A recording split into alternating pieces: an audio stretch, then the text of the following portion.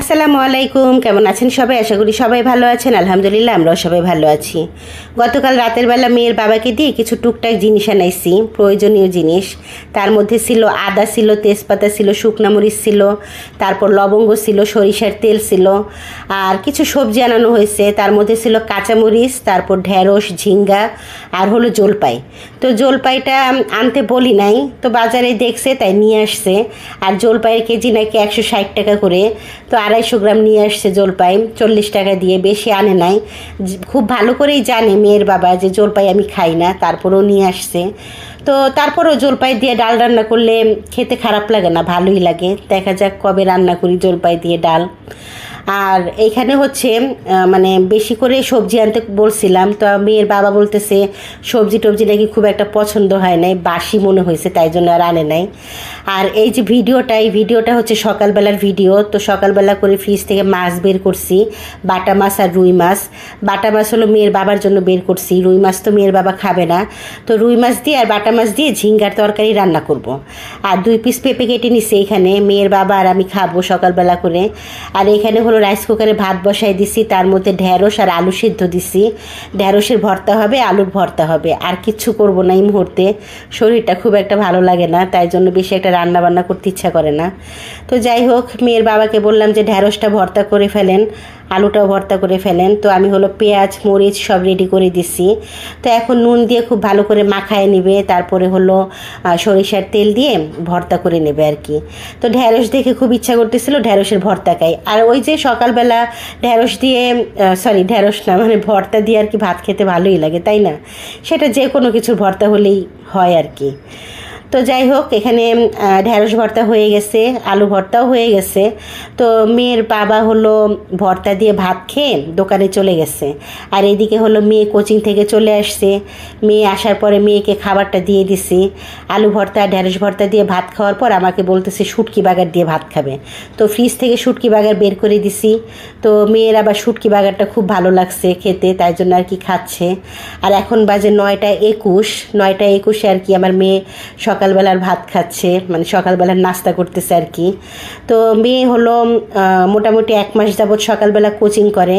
তো কোচিং থেকে আসার পরে মেয়ের ক্ষুধা লাগে, তাই মোটামুটি চেষ্টা করি আর কি মানে খাবারটা রেডি করে রাখার জন্য।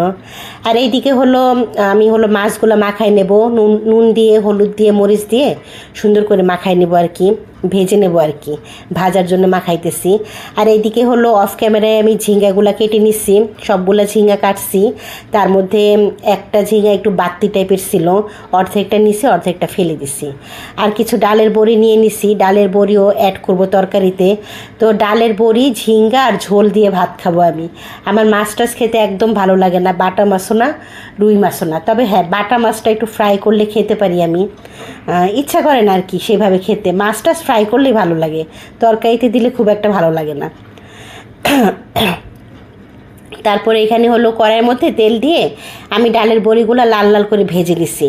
ভেজে তারপরে ফার্স্টে হলো মাছের একটা মাথা আমি ভেজে নেব আমার জন্য। মাছের মাথা দিয়ে আজকে ভাত খাবো, মানে ফ্রাই করে আর কি খাবো।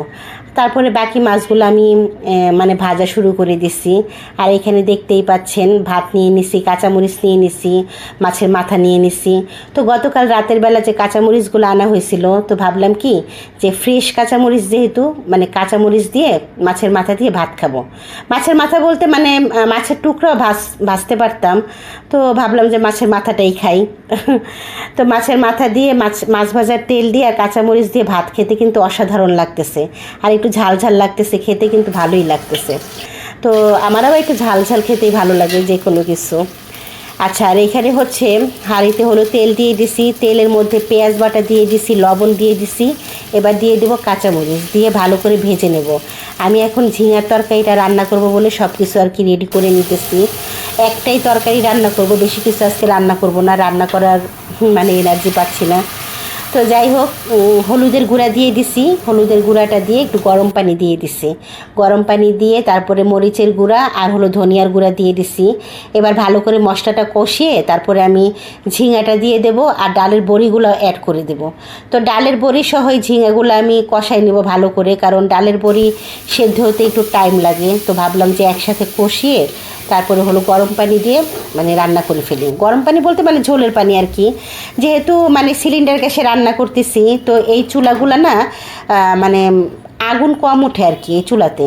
তাই জন্য আর কি একটু গরম পানি করে যদি আমি তরকারিতে দেই, তো তরকারিটা খুব তাড়াতাড়ি হয়, মানে বেশিক্ষণ টাইম লাগে না আর কি। তরকারিটা তাড়াতাড়িও হয়, আবার খেতে সুস্বাদুও লাগে। তো যাই হোক, তরকারিটা হওয়ার পরে আমি হলো মাছগুলা দিয়ে দিছি। মাছগুলা দেওয়ার পরে কিছুক্ষণ জাল করে তরকারিটা নামাই নিছি।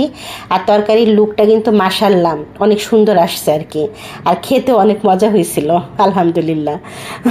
তো যাই হোক, আর এখানে হচ্ছে আমি ভাবলাম যে একটু আনার খাই। আর আনারটা না এত বেশি মিষ্টি ছিল, একদম পরিপুষ্ট ছিল, তো তাই জন্য আর কি মিষ্টি ছিল। সচরাচর এরকম ভালো আনার সবসময় পড়ে না, তো এবার আনারটা খুব ভালো পড়ছিল। তো ভাবলাম যে একটু আনার খাই বসে বসে। ছেলে মেয়ে তো পাশে নাই, ছেলে মেয়েকে মিস করতেছি, ওরা তো সবাই স্কুলে। তো যাই হোক, এখন মোটামুটি 2টা থেকে 2:30টার মতো বাজে। মেয়ের বাবা চলে আসছে ভাত খাওয়ার জন্য, মেয়ের বাবাকে ভাত দিয়ে দিছি। তো মেয়ে হলো গোসল করতেছিল, মেয়েকে তাড়াতাড়ি বলতেছিলাম যে গোসল করো তাড়াতাড়ি, গোসল করে তারপরে ভাত খাও। তো মেয়ে বের হইতে হইতে ছেলের বাবার খাওয়া হয়ে গেছে। তো যাই হোক, এদিকে স্কুল থেকে ছেলে চলে আসছে আর মেয়ে ওইখানে ভাত খাইতেছে। মেয়ে হলো গোসল করে তারপরে বসে পড়ছে আর কি ভাত খাওয়ার জন্য। তো মেয়ের ভাত খাওয়া শেষ হয়েছে। তারপরে আমরা সন্ধ্যার দিকে আমি আর আমার মেয়ে হলো একটু মার্কেটে গেছিলাম টুকটাক কেনাকাটা করার জন্য। কিছু প্রয়োজনীয় জিনিসপত্র কেনার ছিল আর কি আমাদের, বিশেষ করে মেয়ের আর কি। তো ভাবলাম যে একটু রেস্টুরেন্টে খেয়ে যাই।